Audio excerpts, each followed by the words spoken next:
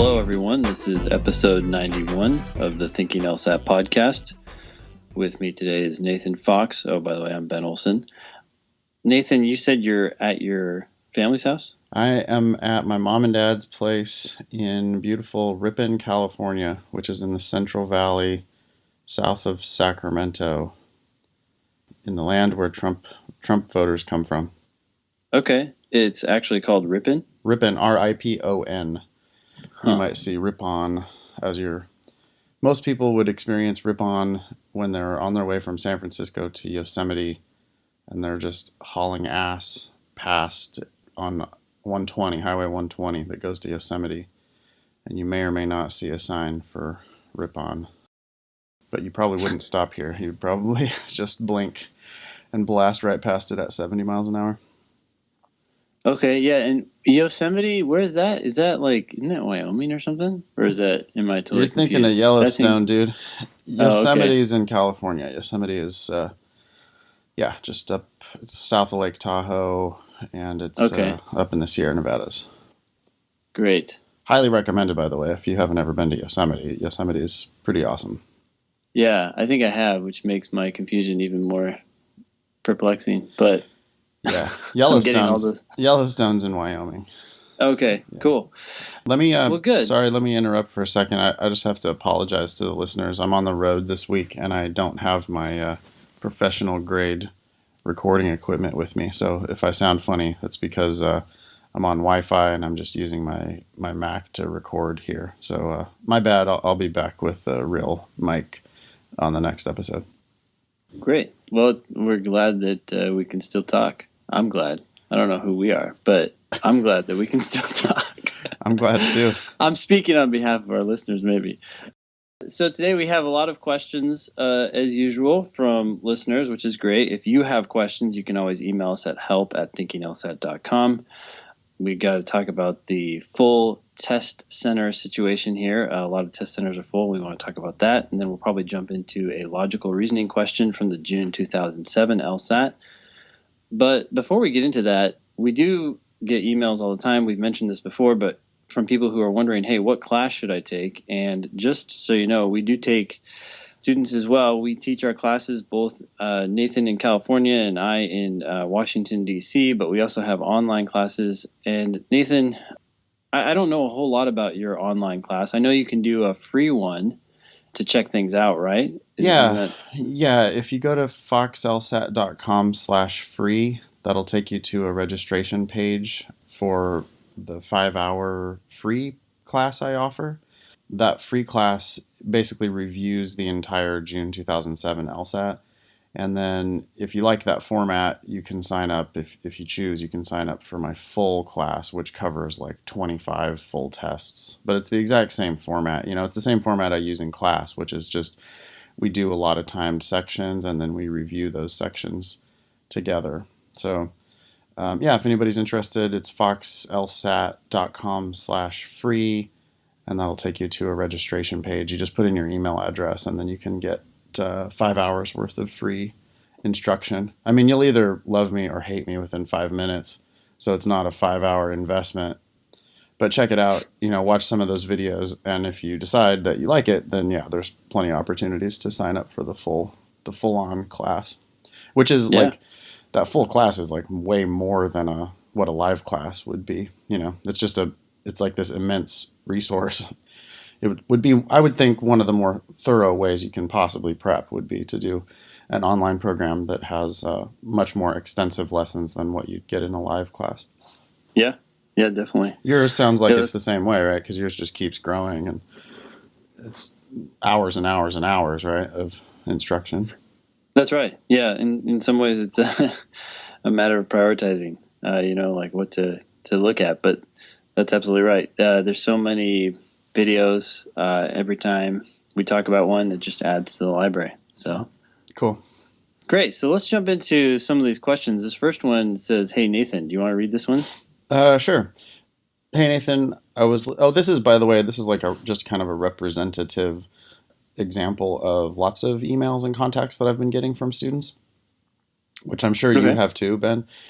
I was listening to this most recent episode, and you asked for listeners taking the digital pilot to get in touch. Well, what can I do for you? I can confirm they're giving us scratch paper to use. That was in our confirmation email. Basically, thanks for putting a great podcast, Mark. So thanks, Mark, for writing in, and thanks everybody else who has responded. I've received, I don't know, people are interested. They're excited about this, don't you think, Ben? Yeah, they are. Yeah, for sure. Cool. So I've got a few, of course, not here in California because there aren't any testing centers here in California that are doing this digital pilot. We've got lots of emails from listeners. I've got emails from my online students who are spread across the country and around the world. And it seems like we're going to have pretty good coverage of this digital pilot in May. Yeah. I can't remember. I feel like I just heard from someone who said they were taking it either in Wisconsin or, I'm pretty sure it was Wisconsin. I guess that must be one of the places where it's offered. But yeah, a lot of random places is where I'm hearing. So yeah, cool. So we should be able to report back with plenty of intelligence about this pilot as soon as it happens. We're already finding out here from Mark that they are going to give scratch paper, which makes sense because I don't see how else you can do the logic games if you don't have scratch paper. Yeah, it'll be interesting to see. That's probably hopefully how things will be going in the near future if they get their act together. I'm thinking people aren't going to be able to do a lot of underlining and highlighting on the reading comprehension, huh? That's right. I wonder, though, with a tablet, I doubt they'd be this sophisticated, but they might have some way to highlight with your finger? Yeah. Drag and whatever? Yeah. Yeah. Seems like a waste of time to me. Sounds even more fun than just regular highlighting. Yeah. Well, thanks to everybody who has written in, and I guess we could give out that URL again, except for we don't remember it because it's so complicated. Oh, we talked about it so much. I think I've got it in my mind. Yeah, it's digital-lsat.lsac.org. So digital LSAT, LSAT dot LSAC, LSAC.org. Nice. Okay, cool. And that's, again, 20 testing centers across the country. You can sign up to take a free LSAT on their new tablet format that they're testing out. It's not an official LSAT score, but they will give you a $100 gift certificate.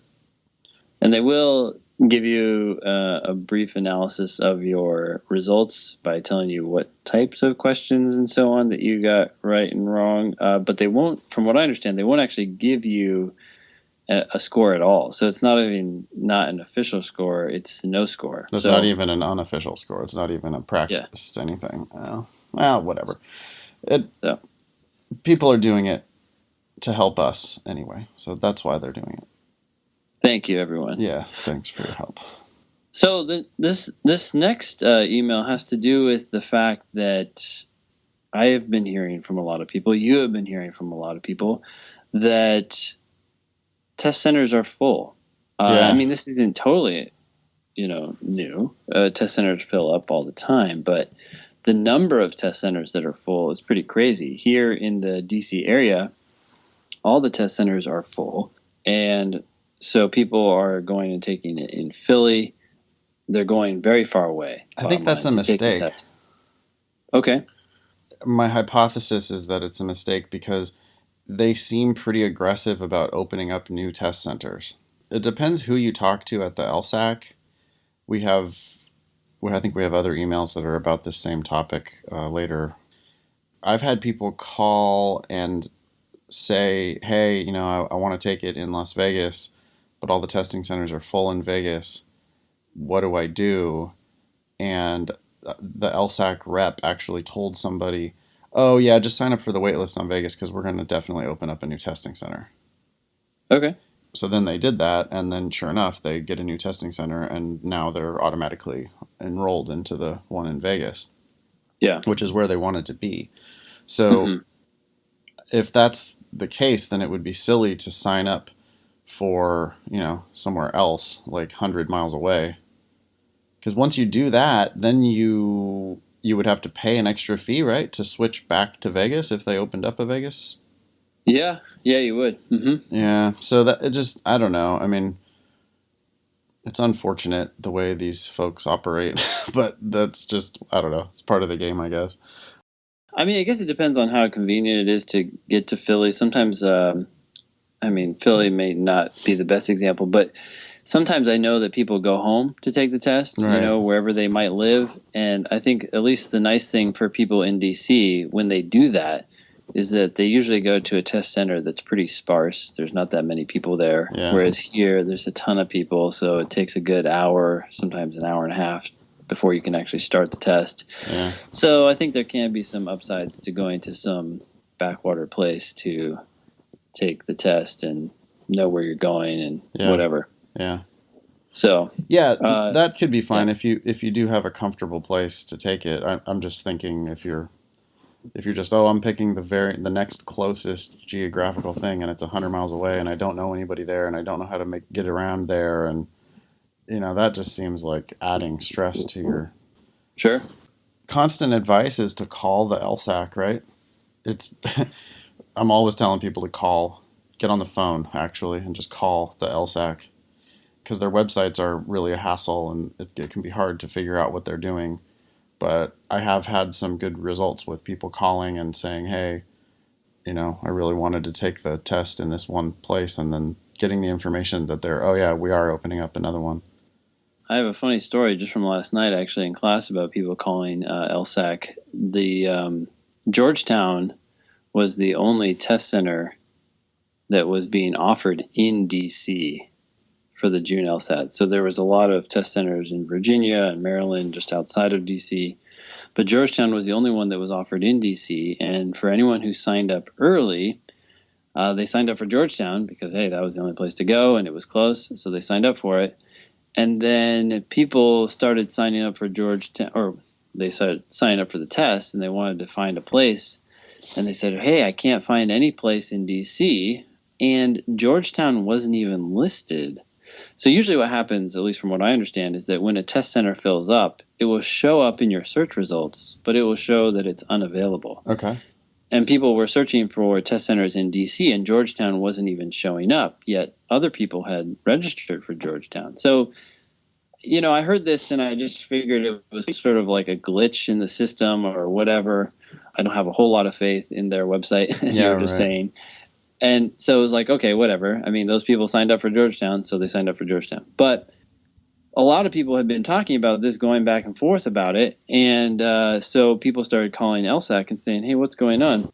I don't even see Georgetown as an option yet. I'm signed up for Georgetown. Is it still going to happen?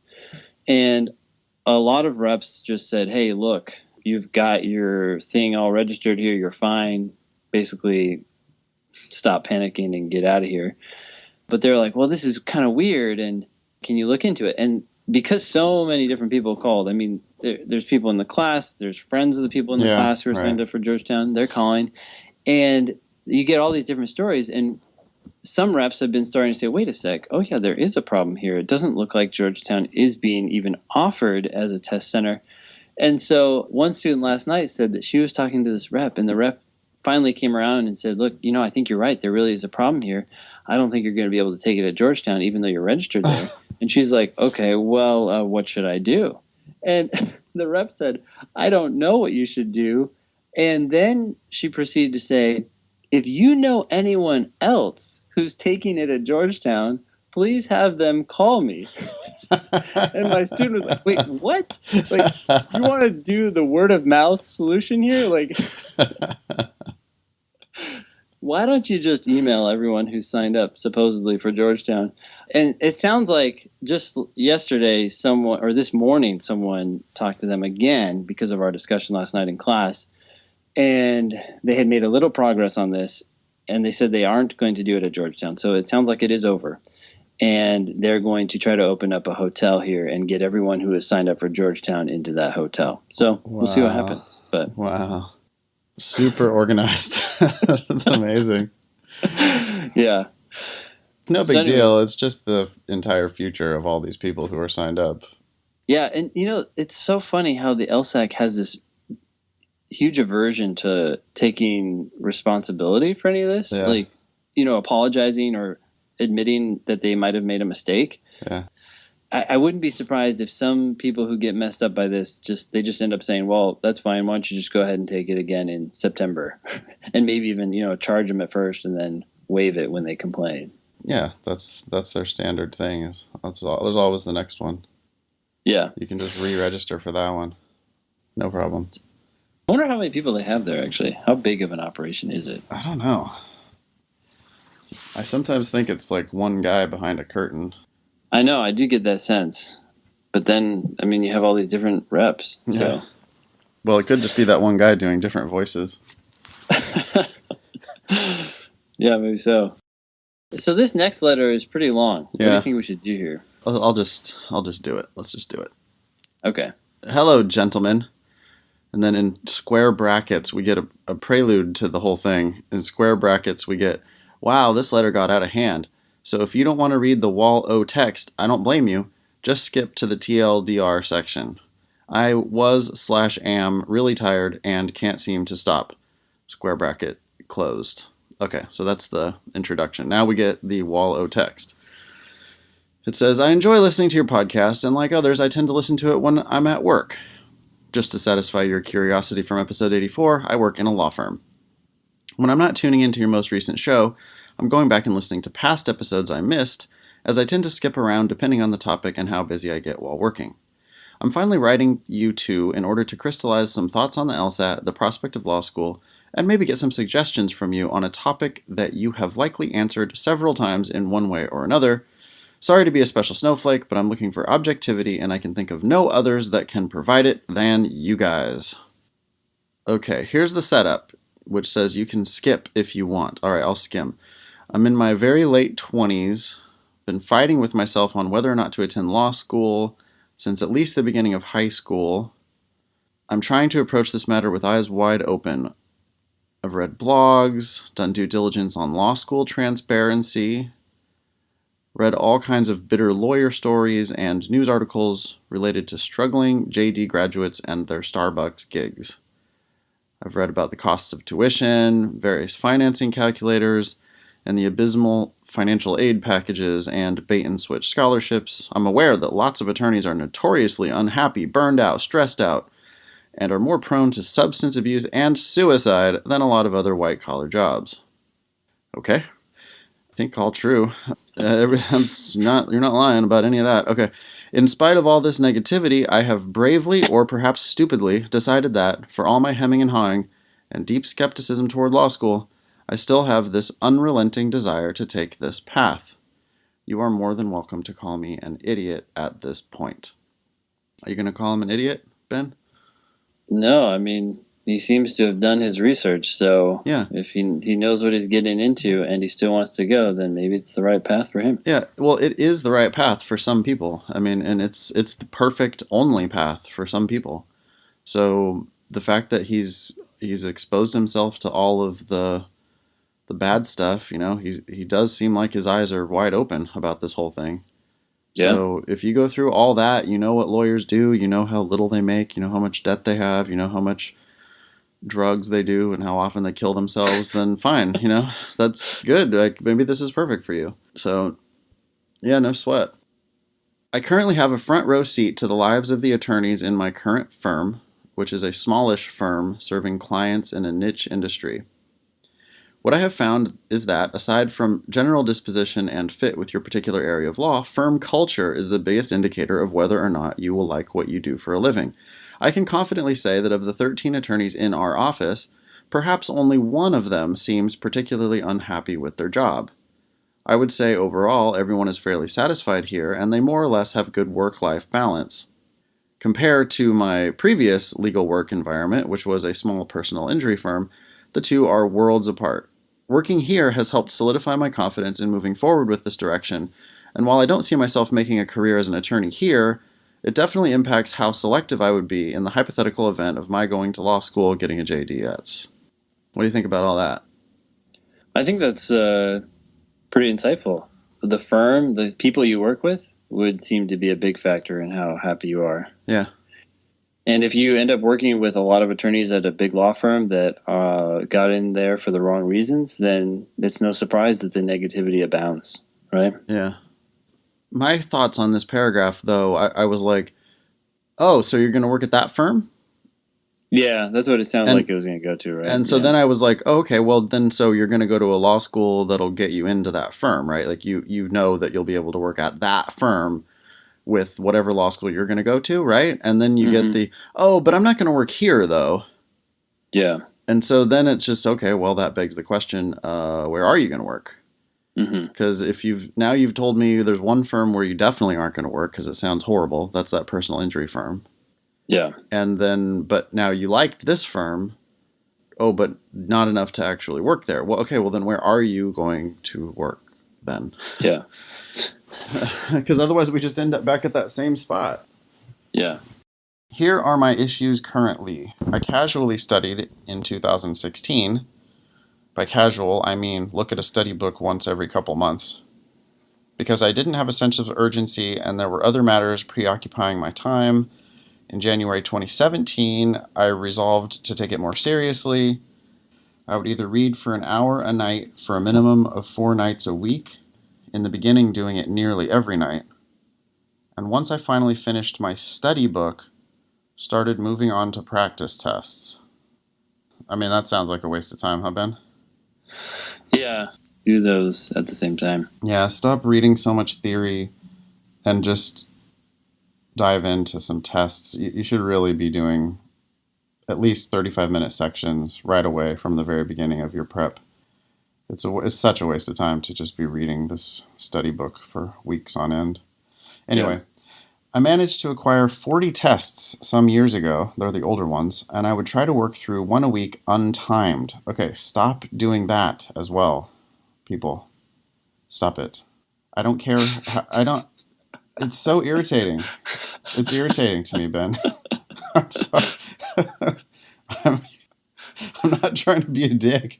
I'm just saying, stop doing untimed tests. Why are you doing that? The test is timed. You have to be realistic. Most people shouldn't finish the sections. Probably you shouldn't finish the sections.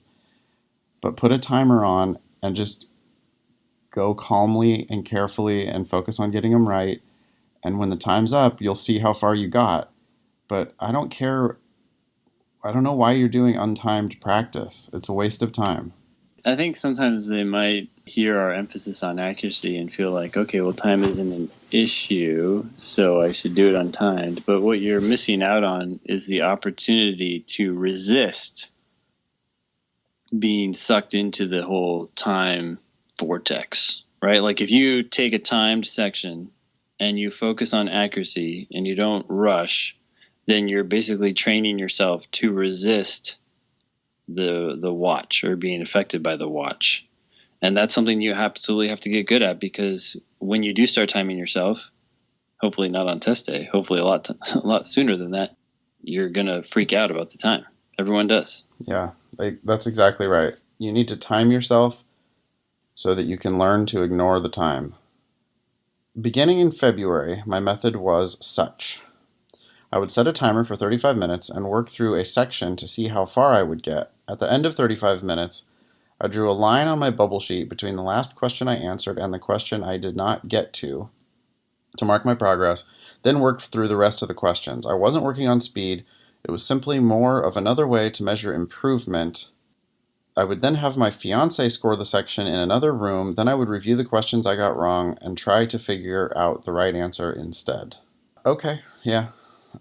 I'd rather that he go back to the questions he wasn't sure about before his fiance grades it, because even though I guess she's not telling him what the right answer is. I like how she's scoring it in another room. Wait, what? The fiance is scoring in another room. You see that? Yeah. It's like going into a special soundproof chamber in the other rooms so that you won't hear the screams or something. But either way, like once you know that question is wrong, you know what you chose. Even if you didn't mark your test, you still remember like, oh, yeah. I think I chose D. Yeah. And that's like, that is the biggest hurdle right there, deciding between D and whatever answer you ultimately choose. Yeah. So ideally I would kind of force yourself to review it before you have your fiance grade it. Okay. I was doing well on logic games, usually -0. Good. -3 max on reading comp. Good. And -5 to 7 combined in both logical reasoning sections. Good. While this is fine, I realize this is pretty useless information since this data is still untimed. Yep. Yeah, that's why we yell at you about not doing untimed sections. Because we don't care, because you should presumably be able to get them all right if you have unlimited time. Well, I guess to be fair, this isn't totally useless. It's actually good news that you're getting this many correct, period, even though it's untimed. Because sometimes people do this, right? They're like, oh, my issue is time, my issue is time. And you're like, okay, fine, do it untimed, see how it goes. And they still get more than this wrong, right? Yeah. And then you're like, well, clearly your issue isn't just time. Yeah, right. So if you need that kick in the butt, then you could either listen to Nathan or just go ahead and do an untimed test and see if you can get them all right. My guess is that you won't, just as Mr. Gentleman here. Yeah. What's this guy's name? Can we say his name? I don't remember. Oh, Scrooge. Scrooge. Just as Scrooge did. All right, I'm going to skip a little bit here. Unfortunately, near the end of February, things at work became a shit show because of a huge restructuring in our department. Instead of coming home at night and studying like I wanted, I stayed late at work, or worse yet, would remote in from home. This pattern continued well into March, and while I have been wanting to study, I'm either staying late working from home, or just decompressing. I've not been able to pick up my studying again, which I find frustrating. There were times when I would try to study, but it's not effective if I'm struggling to stay awake through a single section. I don't know, you want to push back a little bit on that, Ben? I kind of do. I don't know, I was just thinking, well, at least you know what you're getting into with law. True, yeah. Welcome to the life of a lawyer. I mean, if he's falling asleep, I don't think he should be doing a section. No, I totally agree. If you're falling asleep, then yeah, you can't do it. You know, he never mentions here studying in the morning. He never mentions here studying at lunch. I worry that he's so concerned about doing full tests or something that he's not giving himself. I mean, all you need is 35 minutes. Mm-hmm. No matter how busy you are, I feel like 35 minutes is findable somewhere in your schedule. Yeah. And if it was like, hey, dude, you want to be a lawyer? All right. Well, set your alarm 45 minutes earlier and make time in the morning before you go to work to do a 35-minute section. Mm-hmm. And tomorrow maybe you can review it, or today at lunch you can review it, or whatever. But, I mean, we're talking about less than an hour a day in order to make progress. And so I'm thinking it's really easy to just, work's so busy, family's so busy, I don't have time to do a full test, so I'm just not going to do anything at all. And it's like, you need to do a little bit. No, I mean, that's a good point. I think most people's to-do lists are never ending. Right. You can always think of more that you could do to make things better, but whatever you put at the top of that list is what's going to happen. And once you create a list, if you have one, hopefully it's short, but if you have one, you got to focus on that and ignore email, ignore all the sort of distractions that come up, and just basically insert themselves into that list and say that they're more important than whatever you've decided to do that day. And usually that's not the case. It's just urgent things feel important, but they're usually not. People call you and they're like, oh, we got to do this right now. Maybe if it's your boss, you have to, but a lot of times people email you and you feel like you need to respond right then. You shouldn't even be reading your email until you've done the things that really matter to you. Yeah, and you need to make a priority of this LSAT prep. I mean, it's your whole career that's on the line here. This is your entire future here. It's more important than your current job. If you actually are going to go to be a lawyer, then the LSAT is more important than your current job. Yeah, and it would logically follow then that the thinking LSAT is more important than your current job. Yeah, we are more important than your current job. We are your boss. We'll call you. I mean, I don't know, get fired. Who gives a shit? Well, also, you're not going to get fired. Your boss shouldn't be calling you at 7 a.m.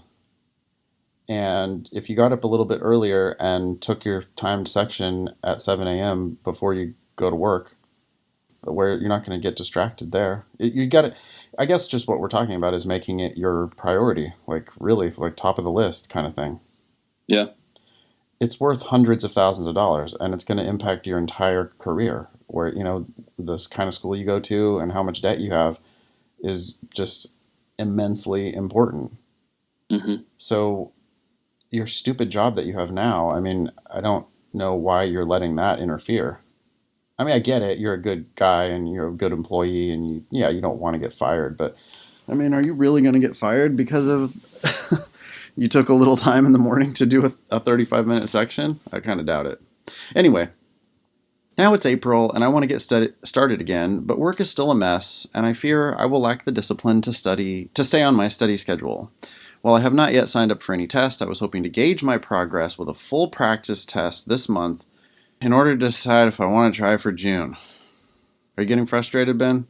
Putting too much weight on one test. Totally, dude. Totally. And on the score. I don't know how to get people off of the score. If you, instead of worrying about a full practice test, right? So this is like, it seems like he's putting this off. He doesn't want to take a test today because he doesn't have time. He's too busy. He's too stressed out. He's not ready. But he's going to try to do it later in April or late whenever. He's going to, he's saying the registration is April 20th. Does that sound right to you? It's not the 20th, but it's somewhere around there. Okay. Yeah. And there's probably late registration 2 weeks after that. I think it's the 23rd, actually. Is April 23rd. The regular registration? Is the regular registration. The late one is May 3rd. Got it. Okay. Thanks. Mm-hmm. Yeah. So he's waiting to take one test to see if he wants to sign up for June or not. No, dude. That's incorrect. You need to be doing 35-minute sections all the time, like every day or every other day. You do a 35-minute section. You keep track of those results. And now you'll be working with a much more robust data set to figure out whether you're ready or not. And not to mention, you won't be procrastinating so much on your study schedule. Did you mention figuring out the results from your 35-minute sections as well? Sorry, I was looking up the deadlines to make sure I didn't just mess everyone up. Well, no, that's what I'm saying. It was the 3rd, damn it. If you do one section a day for 4 days, that to me is a legitimate LSAT score. It's not like that's dramatically different from what you would score if you took all 4 sections in a row. Maybe you don't have the endurance yet to go through 4 sections as well as you would one section, but it's going to be really close. It's super not close. Going to be much different. Yeah, because you've heard, Ben, people who think they do poorly every time they do the first section, like, oh, I didn't, because I wasn't warmed up yet. Yeah. Okay, well, if that's a thing, which it's not, but if that's a thing, then that's weighing down on your score. And if you get the added benefit because you don't have to worry about endurance, which also isn't a thing. The point is, 4 times 35 minutes, if you do a 35-minute section every day, you do a full test over the course of 4 days, add up that score, that's a data point. Mm-hmm. That is. And if you did one section every day, you'd be doing almost 2 tests per week. And so over the course of a month, you'd have 6 or 7 full test scores. And now you could start looking at trends in the data and get a good sense of where you actually are. Yeah. But this waiting for one full practice test is just a bad plan, I think. Yeah. Sorry, Scrooge. I'm really not trying to bust your balls here. I'm just trying to help as much as I can. I just checked the dates. They're April 26th and May 3rd. So April 26th, regular registration, and then May 3rd, late registration deadline for the June LSAT 2017. Yeah. Okay. But even without a test, I know I'm not ready because my studying has been pretty light in comparison to what other people put in. My suspicion is that September is probably a better choice, and if I actually studied, would be a more than reasonable test date. Yeah, I mean, that sounds like self-fulfilling prophecy. Yep. I've heard that a million times. The problem with that line of thinking is that you're going to be saying the same thing in July. You're going to be very likely to be saying the exact same thing, like, oh, well, I haven't really been putting in the time. Work's just been crazy. Mm-hmm. I'm going to take a practice test this Saturday and see where I'm at. But I'm thinking now that probably December is going to be a better choice. Yeah. I think the scientific literature, or maybe it's pop I don't know. But they refer to this idea of a stretch goal. Okay. You've heard this, right? Maybe? Sure. This term. The idea is that you want goals that stretch you a little bit. So if you're 3 weeks away from an LSAT and you haven't done anything, or you've only done very little, then maybe that's more than a stretch goal. That's ridiculous. But you have April, you have May, you have the first half of June. That's a decent amount of time. So even if it feels like a stretch, that's probably why it's a good goal to shoot for, at least at this point. Shoot for June. Yeah. And even if you decide to withdraw at the last second, you'll be in a lot better position than if you right now shoot for September, because you'll just be back burner. As we record this, he has 2 full months. By the time this comes out, he'll have 8 weeks probably. Yeah. And in 8 weeks, you can make a lot of progress. That would be enough time for some people. If you really did it, 2 months would be enough. And he's already been studying, so I don't think it's... Yeah, he's been sort of studying. I mean, he's been fucking around and wasting a lot of time, to be honest. But, okay, he has been working on it, which is, it's better than... What he's been doing is definitely better than nothing. Mm-hmm. And 2 months more of, actual commitment could totally get you ready for June.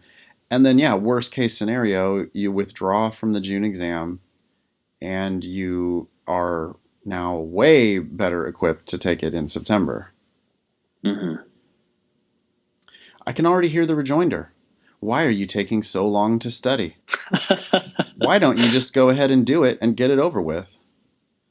Well, it goes back to my decision to do this with eyes wide open. For me, it's not worth the financial risk of law school unless I perform well on the LSAT. It's not worth the opportunity cost of lost income over 3 years with a potential debt accrual of 6 figures and mediocre chances of landing a job afterwards.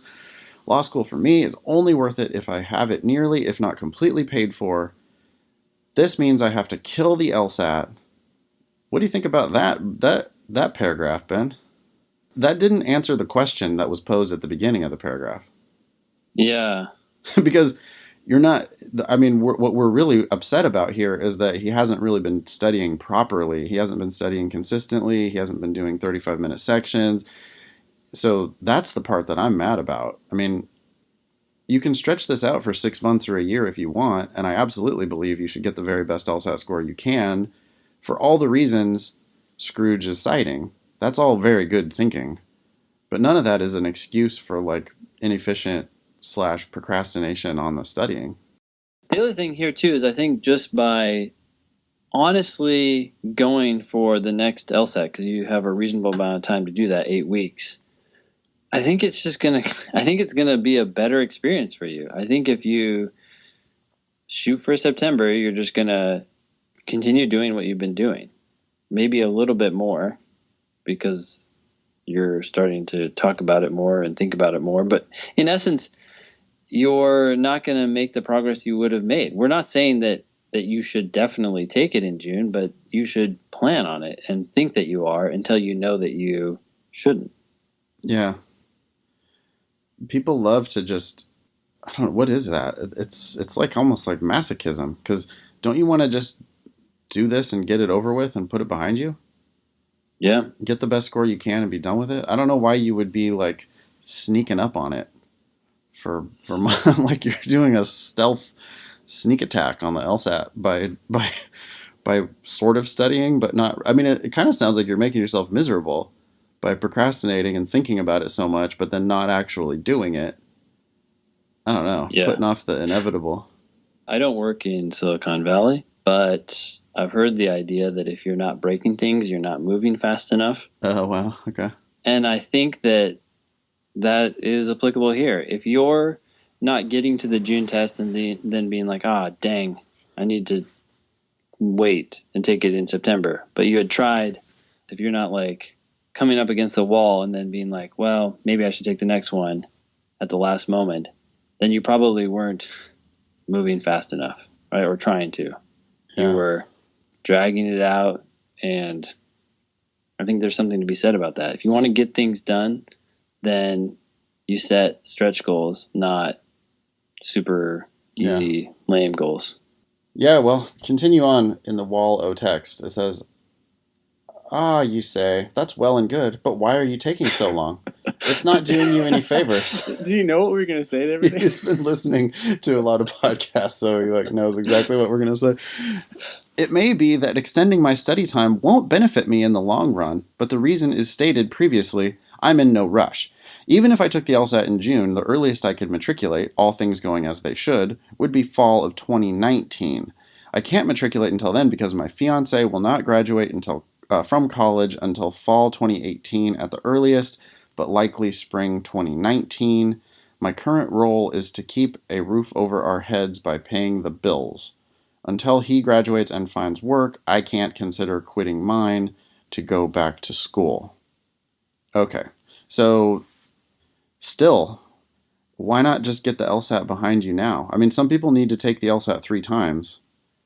Your LSAT score is good for 5 years. I would say, why wait till the last minute? I mean, why not get it done? Well, here's the thing. Ultimately, the goal is to get the highest score, right? And I Yes. think that one way to think about this is that if you don't do enough, then you're not going to see progress fast enough from week to week. And so you're going to lose motivation. Whereas if you go into the gym and you put in a good exercise and you do that once every like 2 or 3 days, then you start to see progress, and that's motivating. And so then you do more, and it becomes like this upward cycle of progress. If you just drag it out like you've been dragging it out, then you don't see much progress, and the whole thing can feel like a lot bigger than it actually is. You're definitely making this more stressful than it needs to be by drawing it out forever. So with all that out of the way, do you have any suggestions on how to work on structuring my day and sticking to a consistent study schedule? I'm prone to overworking, so it's a struggle for me to go home when I'm supposed to, leading to the staying late, remoting in, as discussed previously. And before you suggest I study at work, I would rather not because I do not want to freak out my boss or HR, nor do I want busybodies nosing around my stuff and asking what I'm doing.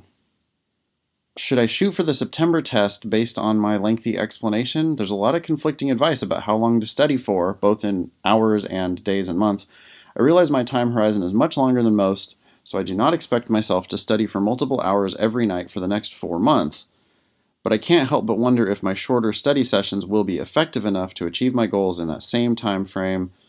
I defer to your wisdom on this. Well, I think this is what we were just talking about. We're not saying that you need to study hours. I'm never saying you should study hours per day. I really don't believe in studying hours per day. I think you need to study for 1 hour per day. 35 minutes for the section, 25 to review it.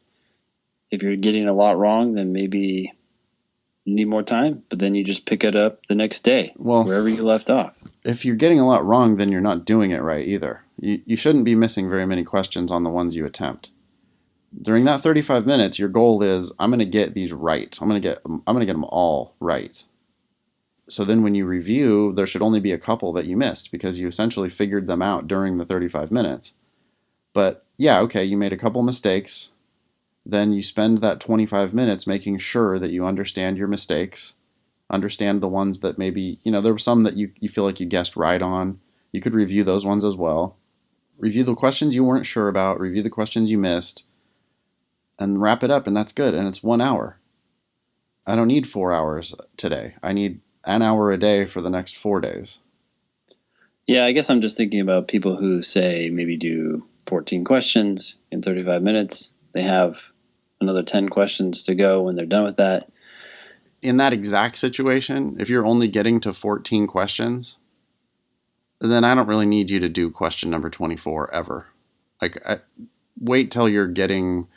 I mean, I see what you're saying, Ben. Like, hey, those are legit test questions. They're real. Why waste them by not doing them at all? Yeah, I follow that. But I'm also thinking that might be beyond your current level. If I'm thinking about the student who literally is only doing 14 questions and missing 3 of them, your foundation might be shaky enough that like doing number 24 is going to just blow your mind anyway, like waste a lot of time.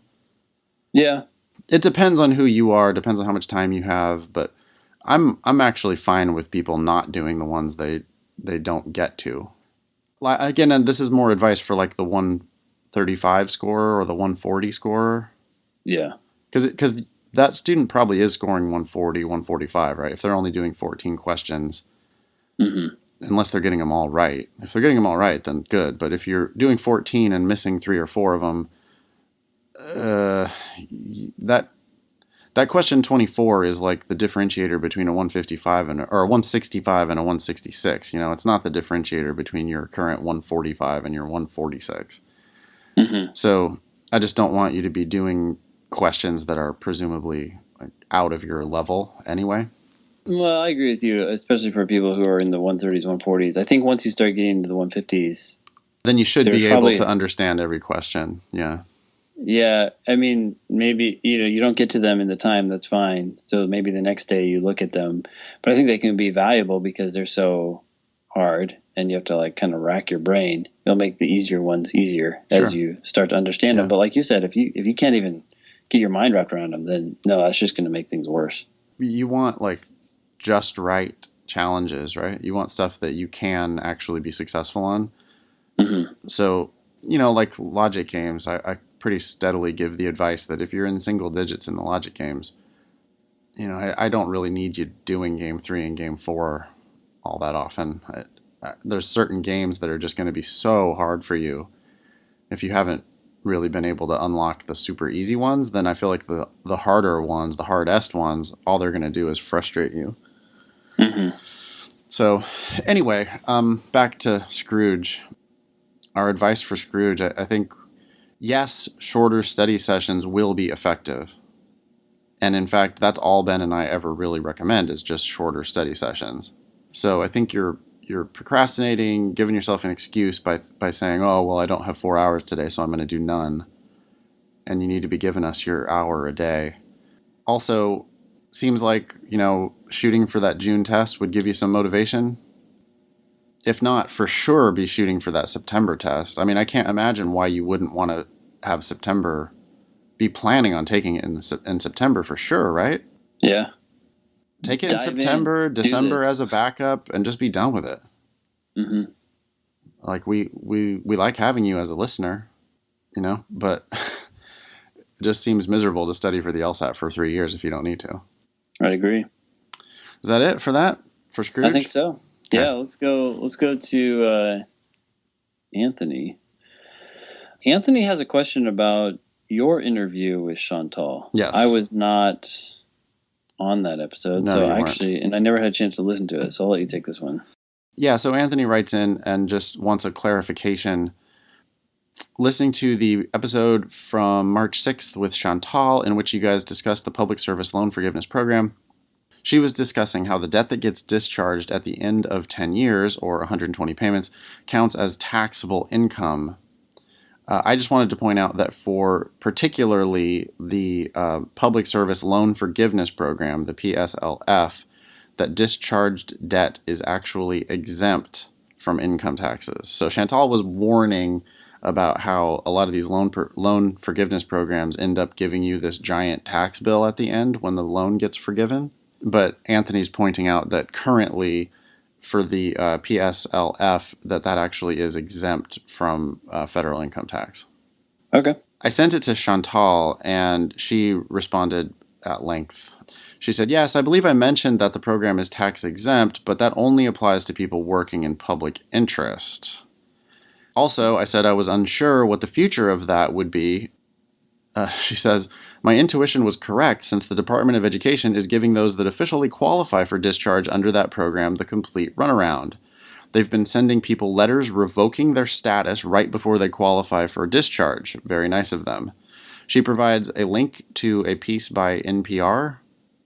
She provides a link to a piece in the New York Times.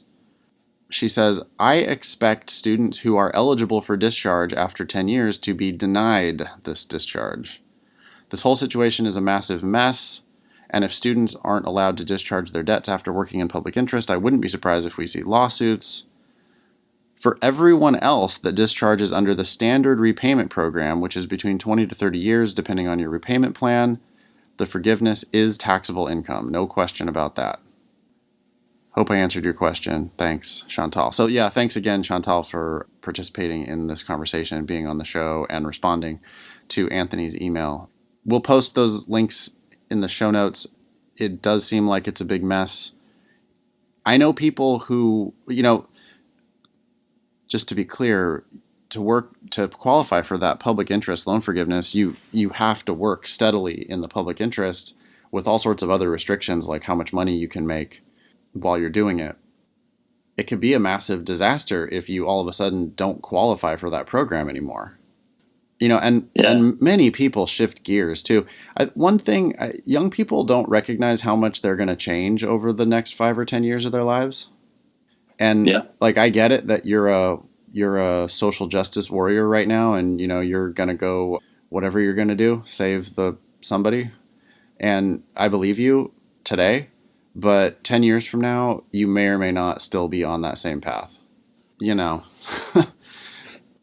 If you are on that path, that's great, and you'll end up getting your loan forgiven and it won't be taxable. But if you're not on that path anymore, or if they tell you that you're not on that path anymore, they change the definition of public interest, right? Or who knows, they get rid of the program altogether. So there is this other loan forgiveness program where you get your debt forgiven after 20 or 30 years. Mm-hmm. But then that one for sure also is taxable. When you get that big forgiveness, that is a taxable event. Yeah. It sounds like a disaster. You shouldn't be planning on loan forgiveness, I don't think. That just seems like a bad plan. Doesn't it? Yeah. I just don't plan on anything from the government, honestly. I think, you should go to law school if you can pay for it yourself, or if someone else is paying for it, or if you get a scholarship, or if you have a way that you're going to be able to pay it back because of you're going to go work in big law and make a shit ton of money. Otherwise, one of the best ways you could save the world is by not getting yourself $200,000 in debt. It's harder to save the world when you're $200,000 in debt. Next one. Yeah, the next one, this listener asks us not to use his or her name. Yep. And I see LOL here, so let's call him LOL. Oh, yeah. It's LOL from Beijing. Perfect, yeah. I love listening to your program. It's a really good show, even not for LSAT. Oh, okay. It's funny, and I like your way of talking. Cool. Okay, talk about myself. I'm 34 years old, married, no kids. Why I mention these things is because they matter a lot. Now, I'm a senior manager in one of the top companies in China, working close to his boss, who is big, as his exclusive speechwriter. Ooh, that does sound like a important job. Yeah. It seems like a good job, but my deep mind. In my deep mind, maybe? We got some English problems going on here, obviously, which LOL mentions that, this is not English as a first language. So, yeah. Ben's kind of reading through this and cleaning up the English a bit, which is fine. Yeah, to the extent I can. Sorry if I misinterpret it. But in my mind, I feel like I always want to be a lawyer. He's always wanted to be a lawyer. Great. As you know, tuition is a huge burden. I had this go to law school idea before, but I gave up many times because of the financial reasons. And my family, my husband, even my mother-in-law, they all want me to have a baby as soon as I can. Oh, thank you, family. Now my life seems comfortable, but I just don't have a baby. But I really want to be a lawyer. Nathan can laugh at me now. I can totally accept it. I know maybe my only problem is how much I want to be a lawyer. So it leads me to my real question today. If I go to law school, I want to go to a top 14 at least. If I can get some scholarship, that's even better. So my ideal LSAT score should be 170 or more, according to your podcast, right? What do you think? Sure. That would be great. Yeah. 170 something is better than 160 something. But yeah, for the top 14, you probably need a 170 no matter what your GPA is. Well, not necessarily. I've sent students to Harvard with a 160 something, right? But it's just not. Yeah, it's not the norm. elite schools, you want elite credentials. So yeah, you want the best numbers you can possibly get. Says, she continues, I think my biggest weakness is language. I'm good at writing, arguing, and logic. Maybe I want to give myself more confidence. Do you have any ideas about the possibilities that I can make the 170 score? Or how long do you think it will take my time to study?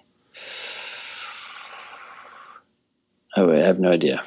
No, not possible to answer that question. It's different for everybody.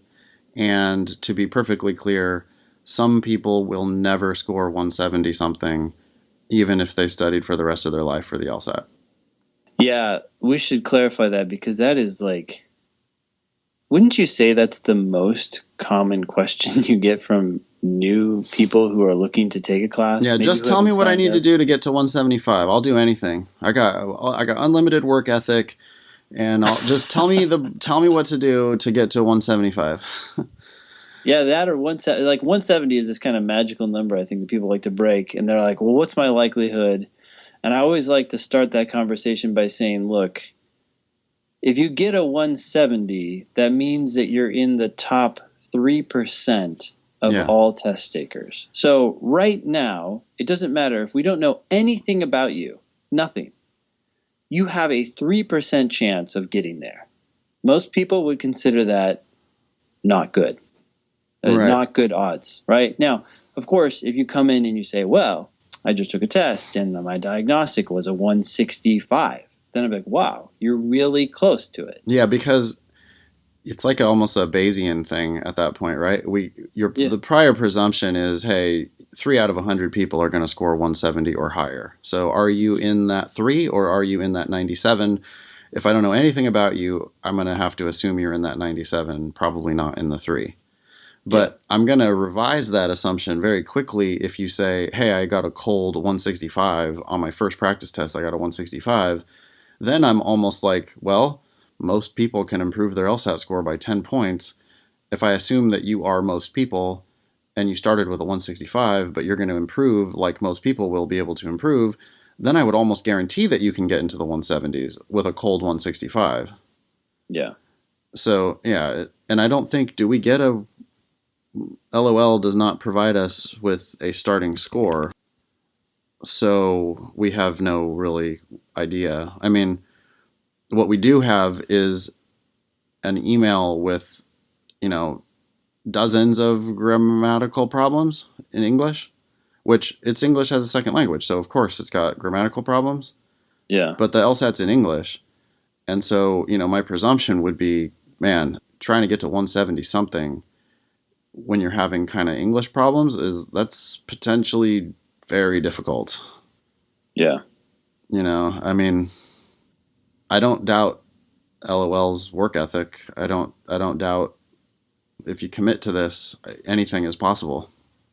Mm-hmm. But as far as how long it'll take, I don't know. It depends how long you're willing to work at it. I don't know. Chances are that you won't get into 170, but if you have more information, maybe that will change. And I think those are some good numbers to think about. And as your cold diagnostic score goes down, your chances obviously go down. I mean, there have been people who have started with I remember a student who started with 148 and ended with a 179. And that's awesome. But it's it's extremely misleading. Well, that's 1 out of thousands of students that you've worked with, right? That's a 1 out of 5,000 increase. So I have the same thing. I can think of a student who improved by over 30 points. But it's like, I remember that one because that one stood out among thousands of other students that you improved that much. Yeah. So it's pretty rare to go from one, if you got a 135 and now you're asking me what my odds are of getting to 170, I'm like, well, prior presumption, it was 3 out of 100 are going to make it to 170. But now that you're reporting to me a cold 135, I have to adjust that downward because now you're talking about a 1 in 1,000 amount of improvement. Yeah. So the odds go down from there. But if you're willing to spend years at it, if you're willing to really just be diligent and continue studying, who knows? It just depends how much you want it, I guess. Yeah. So LOL ends by saying, by the way, the Trump thing, I'm assuming his election, makes me upset. I used to think that the United States is the best country in the world for its diversity and freedom. Okay, Trump is not the best ambassador for those ideas, maybe, but I don't know that the United States itself has changed much. Yeah, well, that's the biggest problem with electing someone like Trump, is that it's the optics of the whole thing are just terrible, right? I mean, he's supposed to be a representative for the country, and we've basically elected an asshole who well, he is an asshole. There's no question. I mean, even people who vote for him. I'm not laughing because it's unusually harsh. I think a lot worse things could be said about him. He is extraordinary. I don't even know. It's just mind-boggling. His supporters would be like, yeah, that damn right, he's an asshole. That's right. He's he's gonna get things back on track. He's our asshole. Mm-hmm. And it's like, yeah, I know, but that's the face of the world now. And so now you got all these people around the world looking at the United States like, geez, look at this dick. Mm-hmm. Because he is. And he's not only an asshole, but he's also like not an intelligent, or at least not well-spoken asshole.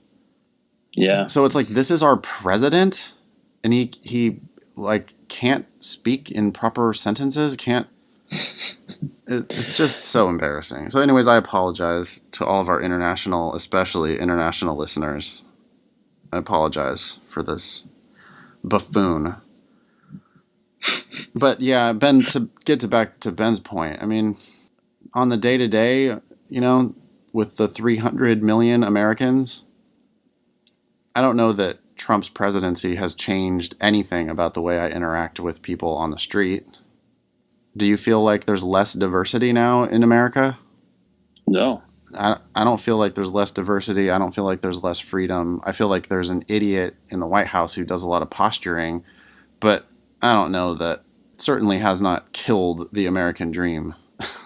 Just because I guess there could be an argument there's less freedom in the sense that people are legitimately afraid of what will happen, whether they can come into the country, whereas before they could have, now they can't. Yeah. And that sucks. Also, it is really unfortunate that he seems to have normalized shitty behavior. Yeah. Right? Like, it's okay to now just be racist or whatever. I mean, that's what he would never admit that, of course, but his supporters get the nod and the wink. Yeah. And they're like, yeah, I know what you're saying.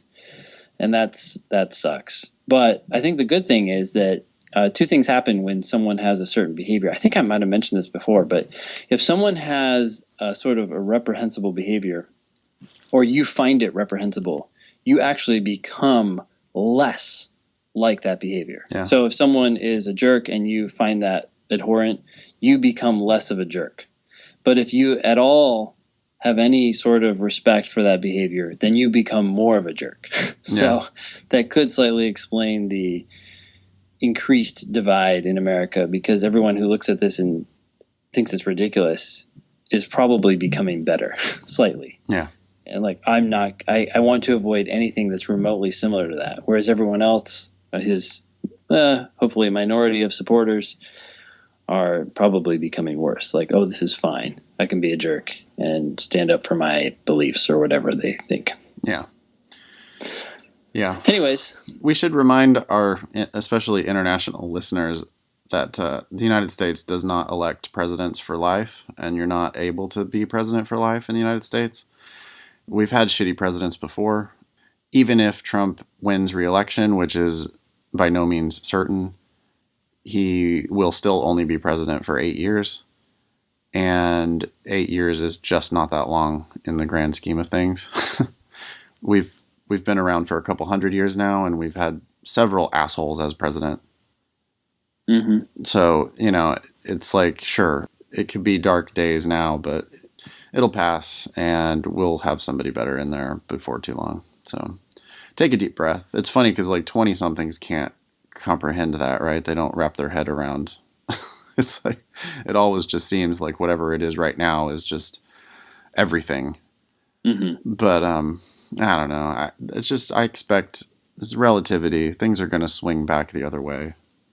Yeah. And I don't think he's going to get reelected. No one's going to make that mistake again. Well, They're going to vote in droves. Yeah, possibly. Yeah.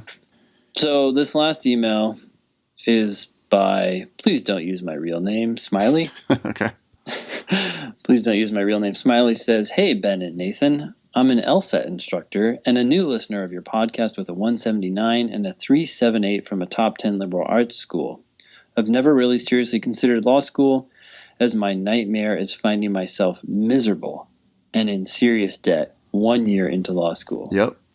Okay. Very possible. I don't particularly want to be a lawyer, but I could see the degree helping me in a related profession, such as various policy jobs, a sports agent, or possibly running for office. Okay. I don't think I'd consider any school that's not quite well respected, but I'm not willing to take on any debt in case I decide it's not for me after a year. Good. Are there any top tier schools for which I'd have any chance of receiving a full merit scholarship? From my limited research, it didn't seem like this was a viable plan, but I thought you might have some insight. Full merit scholarship with a 179 and a 378 at a top tier program? That's not a thing? Yeah, I mean, he might just be saying, hey, Harvard doesn't really give merit-based aid. I mean, that's true, but and yeah, maybe Harvard, Stanford, Yale, maybe not. Yeah. Doesn't Georgetown give full rides?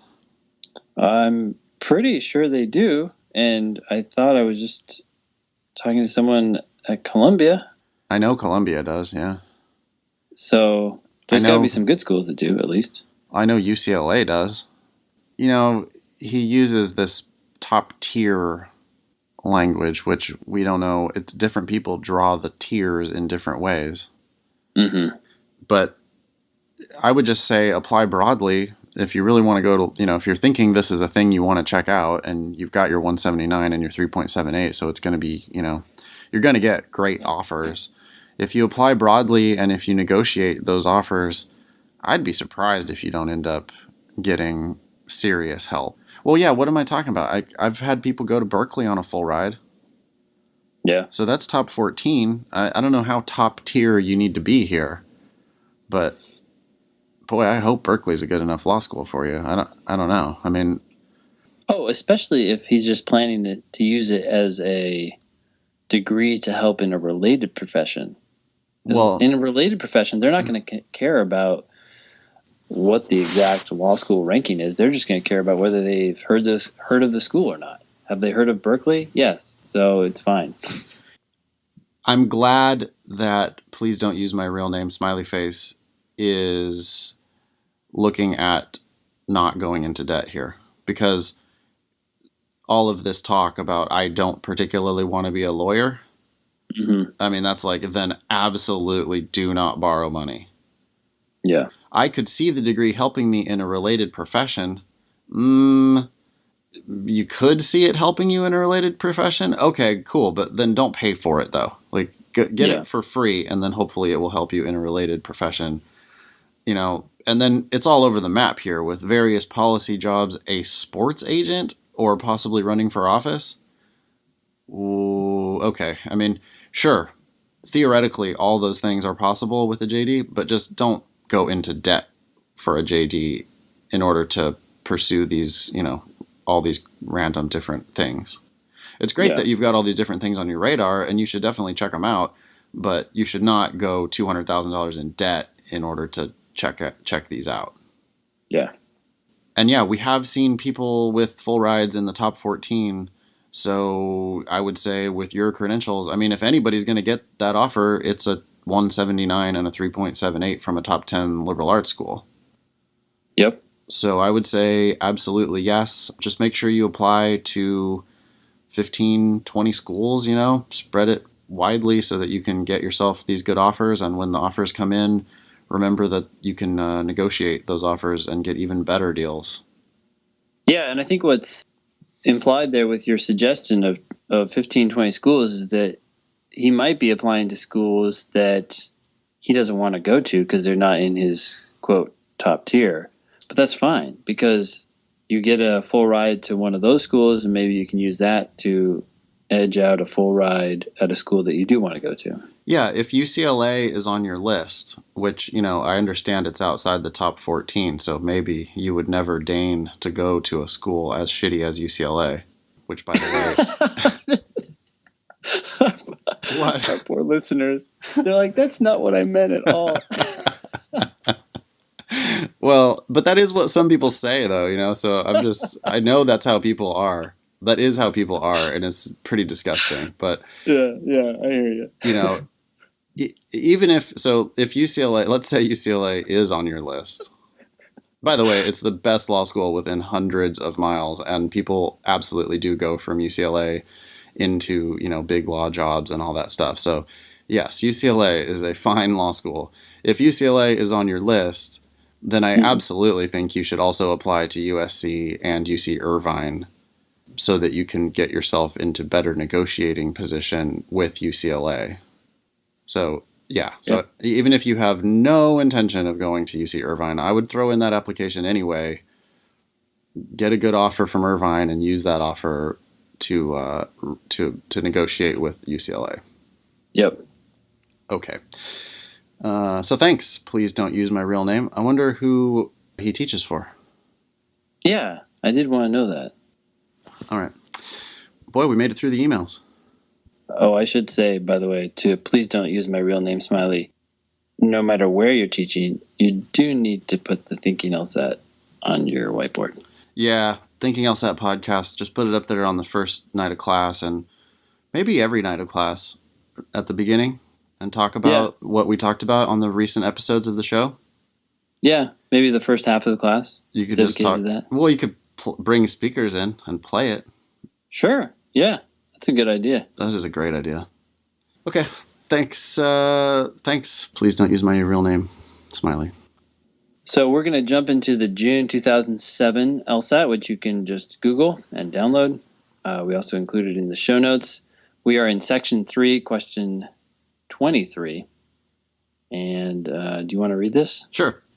Okay. The argument says, political candidates' speeches are loaded with promises and with expressions of good intention. But one must not forget that the politicians' purpose in giving these speeches is to get themselves elected. Okay. Yeah, Nothing makes sense. Surprising there. Politicians do make promises. People do express good intention. Well, except for Trump, who just basically ran on... Oh, no, well, he did say... Make America great again. So I guess that's an expression of good intention. The one thing. It also contains America sucks in that message, right? It's like, because America's not great now. Yep. Just F you. Anyway. But one must not forget that their purpose is to get themselves elected. Yeah, no shit. Obviously, that's what they're trying to do, is get themselves elected. Okay. Yep. Clearly, then, these speeches are selfishly motivated, and the promises made in them are unreliable. Awful. Well, probably true in real life, but yeah, a classic, maybe top 10 LSAT flaw. Yeah. Which is, I would say that this is the flaw of ignoring the fact that you can be biased and also correct at the same time. Yep. So just because you're selfishly motivated doesn't mean that you can't also be telling the truth. And if you're making all these promises and expressing all this good intention, yeah, of course you're motivated by trying to get elected, but maybe you have every intention of fulfilling your promises and all this good. Yeah. You plan to do it because you sincerely want to, and maybe that's why you want to get elected. There's nothing impossible about that. So when they say clearly then, in other words, it must be the case that these speeches are selfishly motivated and the promises made in them are unreliable. It's just it's not something that has to be true. It certainly could be true. Like you said, it's probably even true most of the time in real life. Right. In real life. But the mere fact that it doesn't have to be true, even in real life, makes this conclusion make me want to vomit. Yeah. So just because you're biased doesn't mean you're wrong. Just because you have some secondary or even a primary motivation doesn't mean that you can't also fulfill other goals. The other thing here, too, is maybe you want to fulfill them so you can get reelected, even if you're a total jerk. Yeah. Well, and I want to get elected so that I can do all these good things I'm talking about. Mm-hmm. I can't make America great again unless you elect me. Yeah. So, of course, I'm trying to get elected. Of course, I want to be the president. Of course, I want to blow up my own ego and, get all this power and whatever. But that doesn't mean I don't want to make America great again. I mean, maybe I do want to make America great again. Yeah. Okay. So which one of the following most accurately describes a flaw in the argument above? It's a flaw question. It's a descriptive question type. Ben, you taught me that the way to do this question is to look for something. First, did the argument do it? And second, it's a problem that the argument did it. Yeah. And we've already got a really good prediction here. We're looking for assumes that you can't be telling the truth just because you are biased or just because you've got some other motivation. Yeah. A, the argument presumes without providing justification that if a person's promise is not selfishly motivated, then that promise is reliable. False contrapositive or flipped? I don't know. What do you call that in class? Yeah, like that's a fucked up contrapositive is what that is. I mean, it's the LSAT's most common flaw. If you picked that, you're confusing sufficient and necessary. Yep.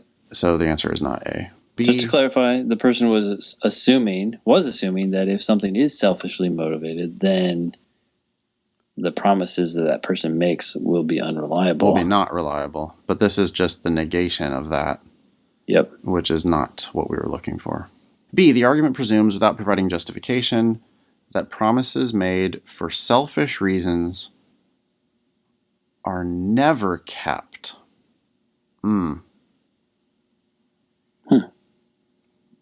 I'd keep it, I suppose. It's a little strong. Yeah. But I'd keep it. Yeah, I agree. The word I don't like is never. Is that what you're focusing on? I don't like the word never. Yeah.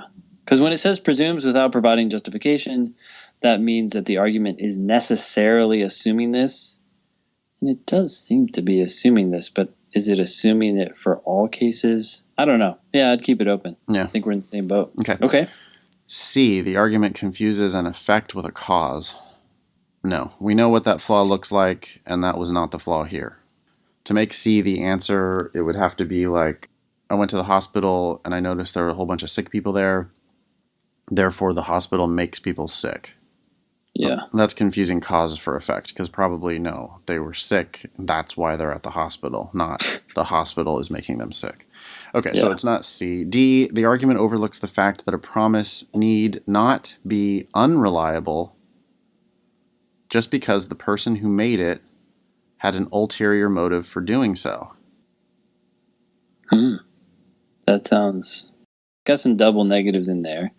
So I feel like I had to read that again. Me too. The argument overlooks the fact that a promise need not just means does not necessarily, that a promise does not necessarily need to be unreliable just because the person who made it had an ulterior motive for doing so. I think when I rephrase that need not to not necessarily, it makes a lot more sense, and this seems to be a better fit. I mean, if you narrowed it down, we kept B open. Yeah. But D connects a little more closely with the argument, right? I like that it's talking about unreliable promises. Yep. And when I look back at B, I see, those are never kept. Which is a slight difference between unreliable and never kept. Unreliable being, not sure if we can trust him, but maybe he does, maybe he doesn't. Yeah. Where never kept is like, we 100% know that that's not going to happen. And so if it did randomly, that would be a problem. So it seems as if B is misstating the argument then, if you compare it to D. Yeah. I like D's statement. I like D. D seems like a closer fit. Yeah, so at this point, I would have mentally checked off B and I would keep D open. It doesn't mean I've chosen it, but be like, yeah, it's better than B, so. Yeah, so B's out, so we're on D, and then we're going to read E. The argument overlooks the fact that a candidate who makes promises for selfish reasons may nonetheless be worthy of the office for which he or she is running. Sorry, I just started laughing as soon as I saw the word worthy. Yeah.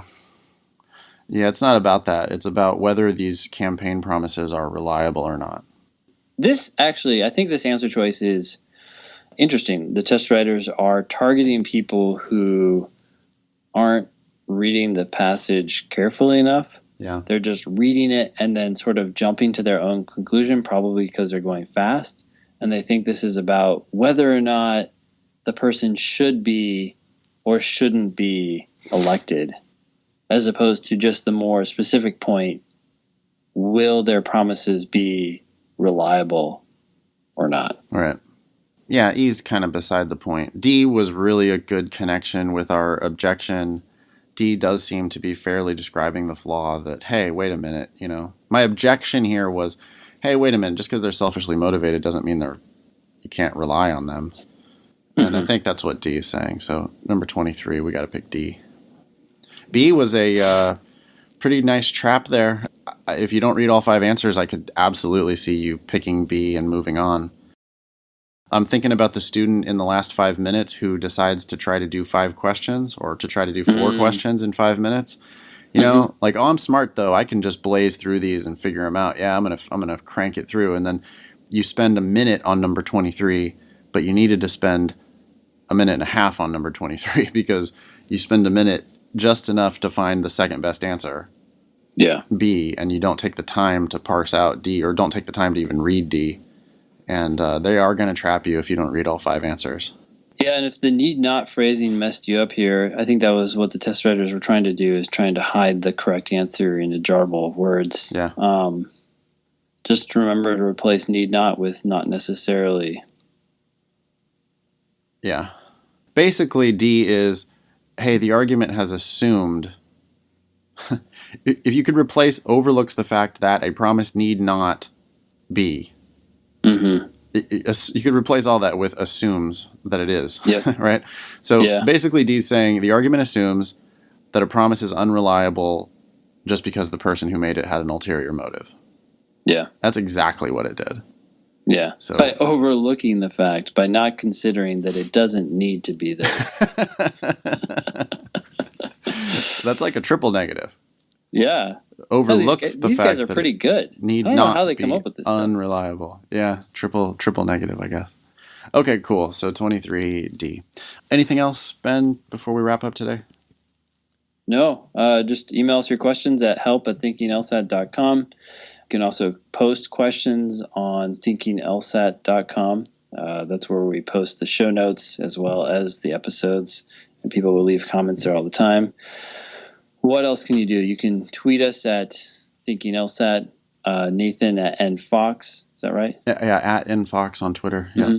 And you can tweet me at Strategy Prep, although I'm pretty dead on Twitter. I've only tweeted like 3 things in the last year, and just recently I tweeted a picture of an ad driving around DC that said, "Why take another test?" And it was referring to the GRE, because the GRE can open up so many more doors. I don't know if that was a subtle knock at the LSAT or just a general argument that they've been making for a long time. I don't think it's subtle, dude. I think the testing wars have officially begun. Yeah. I mean, they're going to war with the LSAC, and they're also going to war with the GMAC, right? Because there are business schools now that there are business schools that accept the GRE, and there are LSAT law schools now that accept the GRE. So the GRE is like officially declaring war on all fronts against the other major tests. Huh. Seems like to me. Yeah. Well, and LSAC is slowly responding with a digital LSAT.lsac.org. Yeah, the one thing that the LSAC has going for them in this battle against the GRE is that the GRE does have math on it.